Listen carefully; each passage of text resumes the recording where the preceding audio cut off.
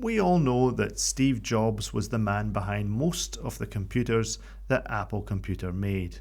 However, the first computer that Apple made that was a commercial success was the Apple II, and it ran for many years, created by his partner, Steve Wozniak. So today on Al's Geek Lab, I thought it would be interesting to think about what Apple Computer would have been if the was left to his own devices, give or take a few instructions from other people in Apple. So sit back and relax and think about what it could have been with was. That's all coming up here on Al's Geek Lab.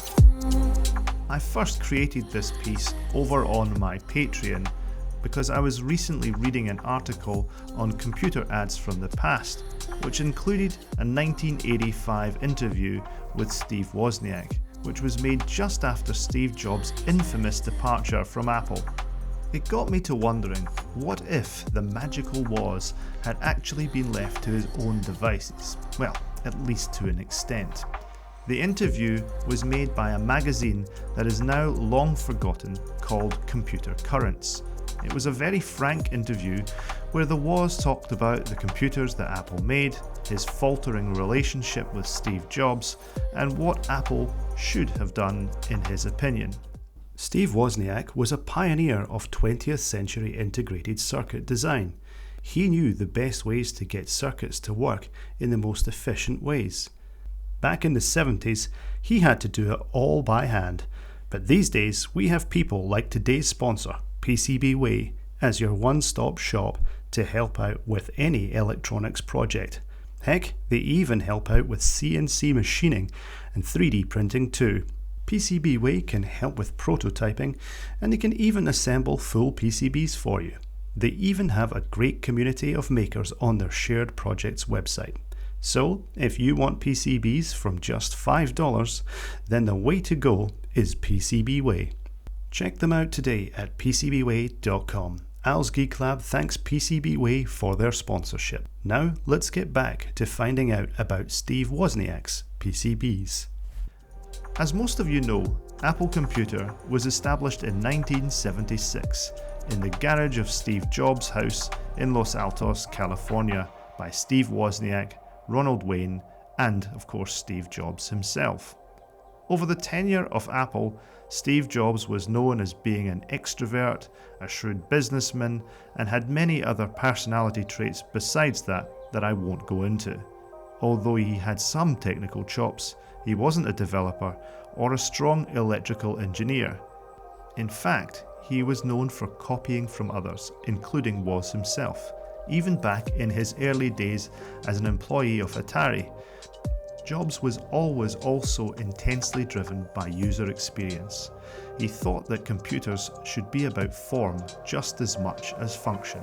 It is well known that he dropped out of Reed College, Portland, Oregon, in the fall of 1972, but one of the courses he attended, even after dropping out, was calligraphy. He loved the beauty of typesetting. At the same time, Jobs was also dropping a lot of psychedelic drugs. These formative experiences, amongst others, led him later to build philosophies around how computers should be experienced. Instead of plain text with fixed typesetting, as was the norm of the 1970s, computers should be graphical and use multiple bitmapped fonts. On the other hand, Steve Wozniak was incredibly shy, introverted to a fault, but was incredibly technically capable. He studied circuit diagrams practically in his sleep. He saw ways to reduce integrated circuits in electrical designs just because. If Jobs was the man that saw aesthetic beauty in products, Woz saw beauty in efficient electrical design. Woz never saw himself as a manager or a business leader. He was quoted in the 1985 article from Computer Current as saying, "I didn't want to get involved in management. I didn't want to start a company until I felt like running one. Management just didn't suit me. I was originally an engineer." For the record, I don't necessarily disagree with the user experience aspects that Jobs enthused upon the world. The story goes that he and Apple colleagues went to Xerox's Palo Alto Research Center, or PARC, in December of 1979 and saw the graphical user interface running on the Xerox Alto computer. The Apple team were so taken with this revolutionary way to use computers that they described that it was the only way that computers should exist. And therefore, it was in 1983 that Apple released their very first GUI, or graphical user interface based computer. It was called the Lisa. At $9,995 US, which translates into about $32,500 in 2026 dollars, the Lisa was a flop. It was too expensive and it was flawed in other ways too, although high-spec by 1983 standards. To get a full graphical desktop operating system running inside 512K, which was the default RAM, and a 5 MHz CPU was a real challenge. It also used a flawed storage system originally called the Twiggy floppy disk drive. The Lisa had a couple more versions before it was eventually killed off in 1986.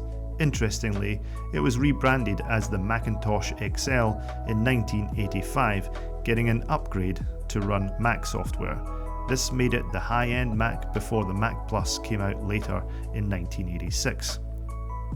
One important thing to know about the visit to PARC and the project that spawned the Lisa and the Macintosh after it was that the two friends, Woz and Jobs, had been working together less and less after the release of their killer machine, the Apple II. The Apple II was very much a Woz machine. The hardware design was almost totally Woz. The case molds and some other aspects were, of course, by Jobs. And when the Apple II was released in 1977, it made the fledgling company $775,000 in that first year, and by 1980, the revenues from the computer had surged to $49 million just that year alone. Jobs had a lot to be thankful to Woz for. Yet, by 1979, Steve Jobs decided not to take Woz to see the Xerox Alto at PARC. Instead, it was the Lisa or Mac Skunkworks team that included Jeff Raskin and Bill Atkinson that Jobs handpicked to visit in November and December of that year. Jobs and other Apple execs negotiated a private venture capital deal with Xerox that would see Xerox invest $1 million in Apple pre-IPO stock to allow them to use Xerox-like technology, including the GUI, the mouse, and networking capabilities in future Apple products. A shrewd deal for Apple. Steve Jobs was well known for being notoriously difficult to deal with. Whilst Woz would always maintain that he wasn't management material, Jobs wouldn't claim as much. However, anyone that would work under Jobs' leadership may have found his visionary capabilities extraordinary, but they also found him to be a bully at best. By the publication of the article in 1985, the relationship between Jobs and Woz had soured so much that both Jobs and Woz had taken to making potshots at each other. Woz was resorting to calling Steve Jobs simply by Mr. Jobs. Quote, Apple had grown so large that they didn't even try to wake up. Anyway, Mr. Jobs was doing this behind the scenes, trying to make things difficult for us. I no longer felt like talking to him. We occasionally meet by chance these days, and when we do, we try to talk calmly. But the idea that you can control the weak with power and money is absolutely wrong. Now you know what kind of person he is. Not only is he untrustworthy, but he also tries to take advantage of others. End quote. First of all, the world knows about two Steve Jobses. Mm-hmm. Steve Jobs, one was ruthless, a lot of people did a lot of nasty things. But he was good to some people that were important to him, good engineers and whatever. And then he went away and he came back, Steve Jobs 2, and he was a little more refined. And I don't even know if that's true, because there were still some things going on that were very Jobs. It's just somebody walks in an elevator and just what they're wearing, you're fired. That would still happen. So, but I knew Steve Jobs zero for 5 years before Apple. We were friends. He'd come into town every so often, see my latest invention, and turn it into money for both of us. So that was, we had a good relationship. I mean, we'd played pranks. We played pranks on each other. We joked around. The day I met him, he was 16 years old and had no albums. Okay, so I brought him to my house. I had every Bob Dylan album, and I let him read the liner notes and the interviews with Bob Dylan, and then the lyrics to the songs, Desolation Row and songs like that. This became so important to us that his words had like life meaning. So, but this is before Apple. Who you are in life gets formed. It's called personality. Your personality isn't going to change ever. Neither's mine. Neither's yours. Neither's yours. Right. When your personality settles down between 18 and 23 years old, college years, and that's who you are going to be forever.